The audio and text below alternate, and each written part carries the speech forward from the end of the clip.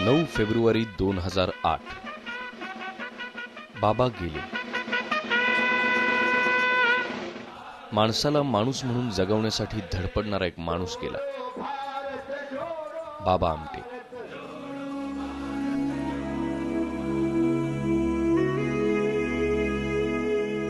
कुष्ठरोग्याला सन्मानाने जगायला शिकवणारे, भारत जोडो आणि नर्मदा बचाव आंदोलनातले हाडाचे कार्यकर्ते. म्हटलं तर कार्यकर्ते, पण खरे नेते. इतरांच्या आयुष्यात आनंदवनाच्या रूपाने नंदनवन फुलवणारे. बाबांना जाऊन 1 वर्ष पूर्ण होतंय. आनंदवन, एक गाव आनंदाचं. रोज मला काहीतरी नवीन आस्पेक्ट कळतो इथला. हो, येते बरं होणार. असल्यासारखेच आहे बाबा. आम्ही तुमच्याजवळ काम करू शकतो, बाबांच्या घरात काम करू शकतो. इतरांच्या दुःखाला न्याय देण्याचा प्रयत्न आपण केला पाहिजे, ही शिकवण बाबा आमटेंनी दिली.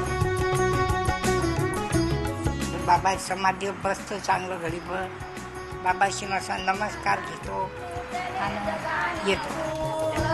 बाबा माझ्या डुबऱ्याला लोटले जगाने दूर, सोडून जाऊ कोठे तुमचे हे पंढरपूर. बाबा अजून जिवंत आहे. म्हणजे मला असा भ्रम होता, तेंडुलकर केव्हा आले होते आपल्याकडे. मी धावत बाबाच्या खोलीत गेली, विचारलं बाबा गेलेले. म्हटलं तर मोठं कुटुंब, जिव्हाळ्याचं. इथली माणसं समाजाच्या दृष्टीने कुरूप, तरीही देखणी. मुकी असून बोलणारी आणि अपंग असूनही सुसाट धावणारी. असंही एक गाव आनंदाचं.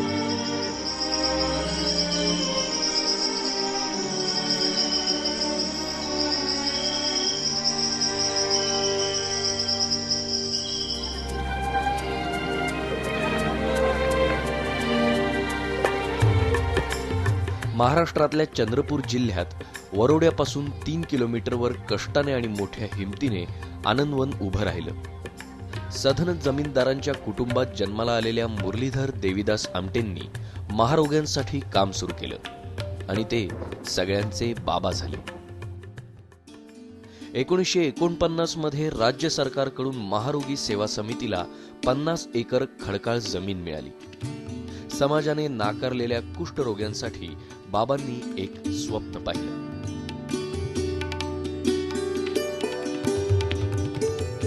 निर्मितीचं एक नातं जमिनीशी आहे, कारण तीच आहे जन्मदात्री साऱ्या भविष्याची. मातीशी इमान राखणारे युवकांचे तांडे प्रेरणांच्या तराफ्यांवर उद्याची क्षितिज तुडवीत आणि ओसपणाचे कोसच्या कोस तुडवीत जेव्हा निघतील 10 दिशांनी, दऱ्या खोऱ्यातून आपले निश्वास उतरवीत, तेव्हा ती धरित्री होईल सुजलाम सुफलाम मंगलदिनी. बाबांनी इतरांच्या मदतीने ही जमीन सुफलाम केली. सुरुवातीला आनंदवनासाठी राबणारे 4 हात हळूहळू जोडत गेले आणि आज इथे 4000हून अधिक हात राबतात. शेतीपासून अनेक व्यवसायांपर्यंत इथे सगळेजण एकत्रपणे काम करतात.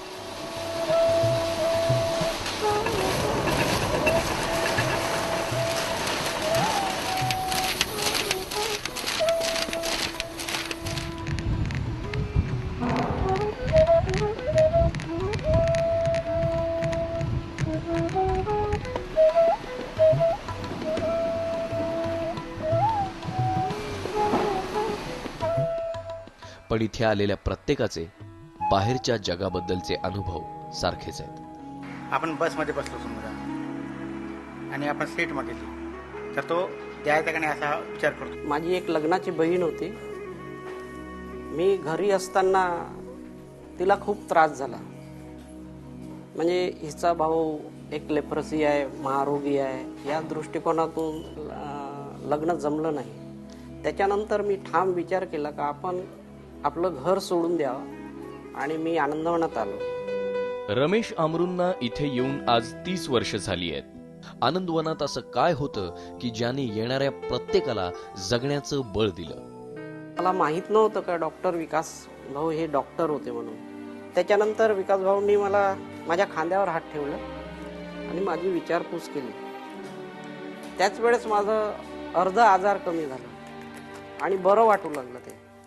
आणि लगेच 6 महिन्यातच मला आराम मिळाला.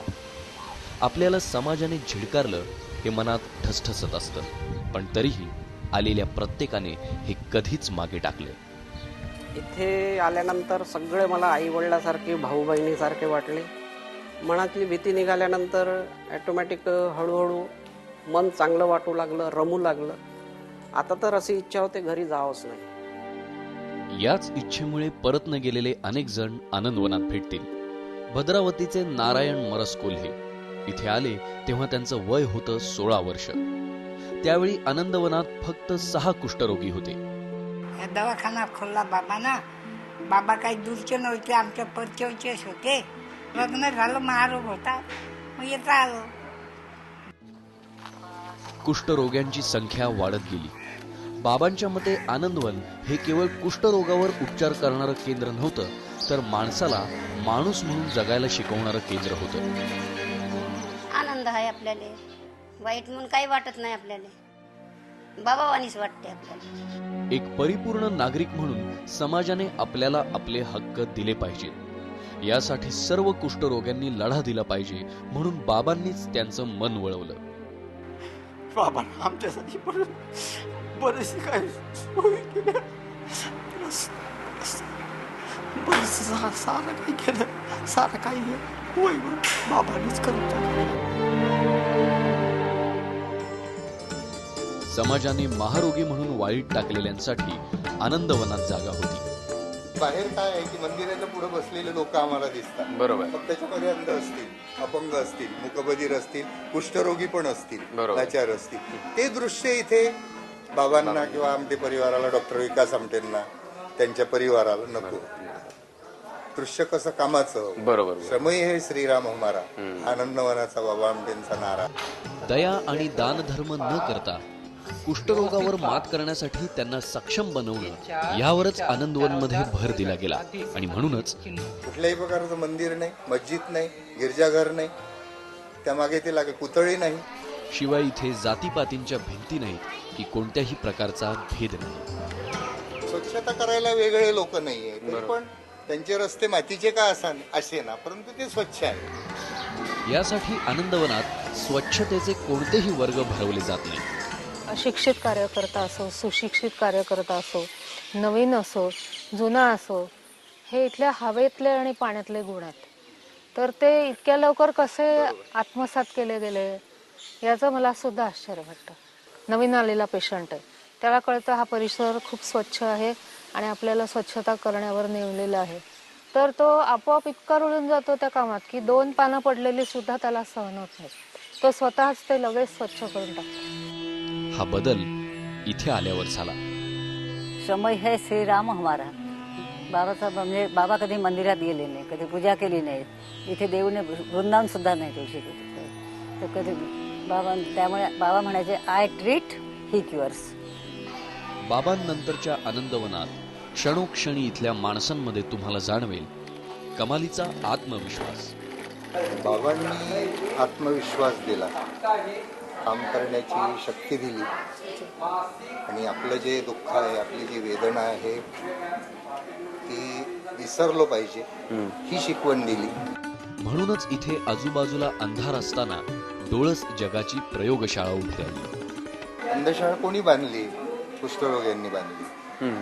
मूकबधीर शाळा कोणी बांधली? कुष्ठरोग्यांनी बांधली. बरोबर. आनंद निकेतन महाविद्यालय कोणी बांधलं, कोणी चालवलं? कुष्ठरोग्यांनी चालवलं. जगामध्ये हे उदाहरण तुम्हाला पाहायला नाही मिळत. किंवा जो त्यांचा आरा होता ते सगळं त्या इथल्या वातावरणात इतक्या प्रभावीपणे पसरलेलं आहे की असं जे लोक आस्तिक असतात, उदाहरणार्थ आता आळंदीचे वारकरी असतात, त्यांच्या तोंडून मी ऐकलेलं आहे की ज्ञानेश्वर महाराजांच्या आराचा प्रभाव आळंदीपासून 200 मैल परिसरात अजूनही आहे. तर तो प्रभाव आम्हाला आमच्या प्रत्येक प्रकल्पावर जाणवतो. ही जी दुःखितांची भूमी आहे, वेदनेची भूमी आहे, मग या भूमीमध्ये एखादा मुलगा ग्रॅज्युएट झाला तर त्यांनी समाजामध्ये जाऊन वेदनेशी नातं जोडावं.